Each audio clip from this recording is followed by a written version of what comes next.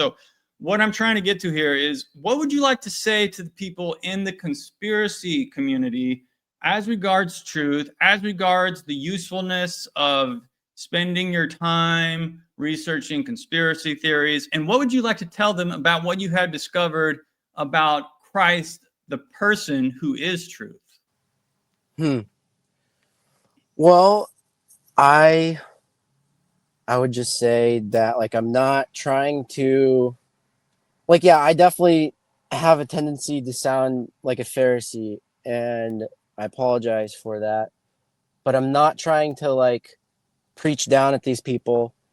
I think I just come across, I haven't figured out a good way to say these things without being like foolishly overzealous, but I'm just really excited. I don't want to like pull these people out of like a religious kind of hell. I want to offer them like healing here and now, because if you're just reading strange doctrines and man-made philosophies and going in circles for your entire life, you're never going to have peace. And like, I just think people would be, I don't know.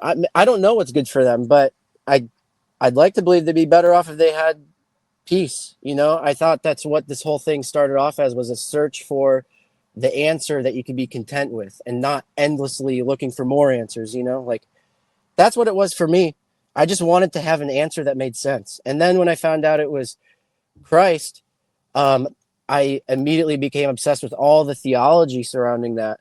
But then I found out that it's even deeper than that. It's not just theology. It's like, it's just as simple as love.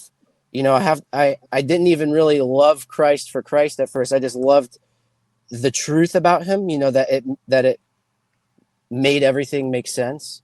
Like, especially if you read Orthodox Survival Guide by Father Seraphim, like, it makes complete sense in that context, that everything that's happening now and all throughout history is centered around the crucifixion. Everything is centered around God. And that's the only way to not have a schizophrenic, fragmented worldview, is to have God at the center. And that's healthy. That's healing, and it brings you peace.